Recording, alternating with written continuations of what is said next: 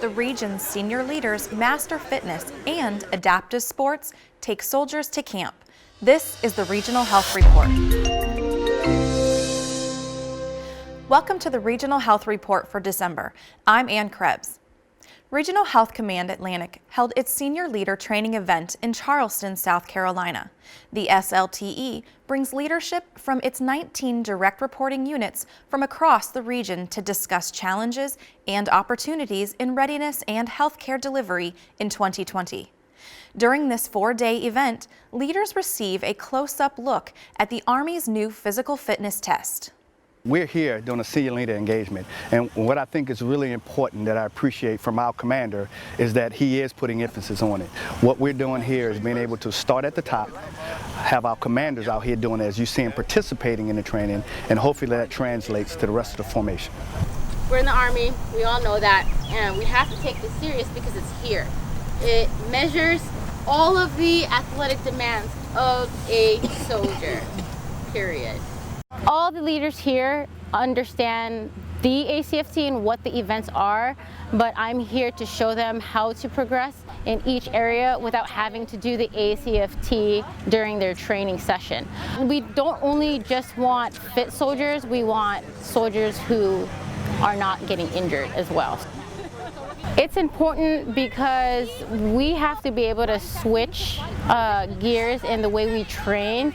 We had the APFT where it just tests maybe 2 athletic demands, which was endurance and muscular endurance, whereas the ACFT, it tests everything within the athletic demands of a soldier.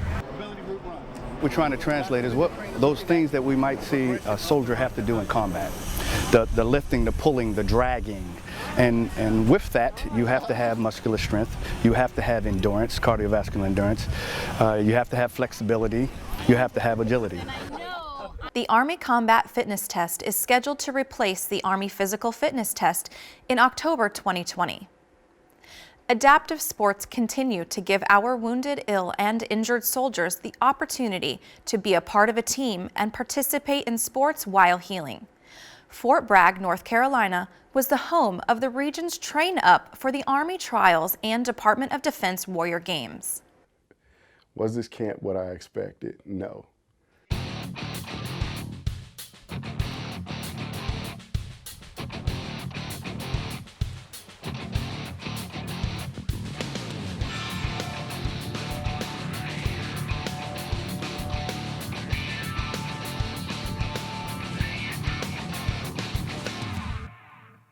The idea of these camps is to introduce people to what Warrior Games and Army Trials are about, and having them come out and try different things. After I was injured and got into adaptive sports, it's really what progressed my life and changed my life and for the better. Gave me that purpose and that mission and that mindset and the willing to keep driving forward. It's not about being the best soldier, but it's about being the best parent, the best spouse, you know, the best person that they can be. You know, even if it takes everything they can to just walk 100 yards and they achieve that goal, then that's the ultimate you can have. Watching somebody take it to the full extent, you know, even if they're the last place runner, but they went and ran it anyway when they were told they never would, there's nothing that beats that.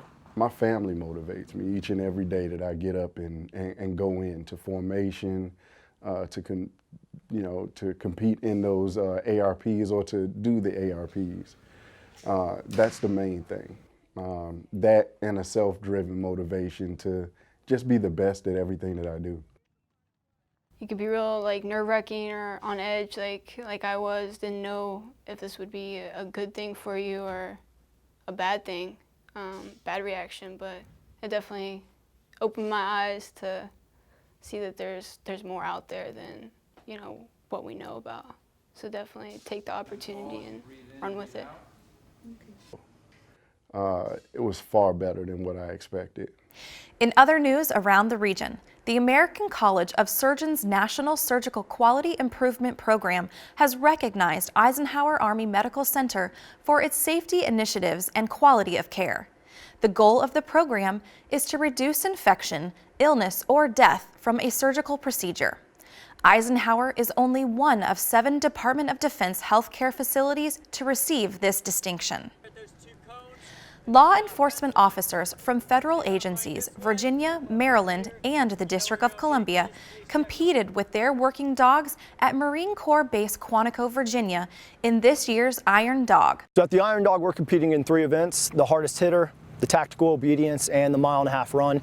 So these events are good for us because they show us what the dogs are willing to do and shows that they're not fearful about trying new things or overcoming certain discomforts. I mean, no dog likes to be tossed over a wall or crawling through a black tunnel, but that just shows that we pick the right dogs, that they're fearless and they'll do whatever their handler needs them to do, either for the mission or for the handler in particular. Fort Belvoir veterinarians were on hand to ensure the safety of the 3 events and observe these incredible dogs. I am the lead veterinarian here on site, so that if there's any injuries to the working dogs, that we will be able to assist. So basically EMS for the working dogs during their course run. One of our main concerns is during the obstacle course and stuff like that. A lot of the service members have to throw or kind of toss the dog over the wall, and so the dog coming down, they can land in terrible angles and do things to their backs or their limbs that would require kind of immediate intervention. And finally, Fort Jackson, South Carolina was the site of the Ultimate Readiness Challenge for soldier medics from around the region, the Expert Field Medical Badge. To earn this badge of honor, soldiers must excel in both warrior and medical tasks. Fort Meade's 55th Signal Company brings us the highlights.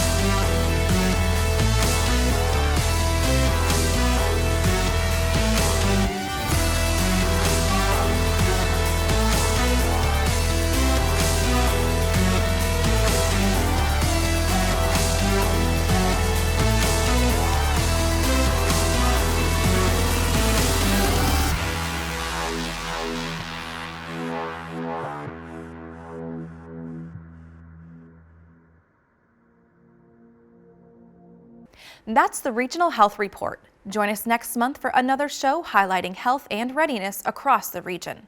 In the meantime, don't forget to check us out on your favorite social media sites and on iTunes. Thanks for joining us.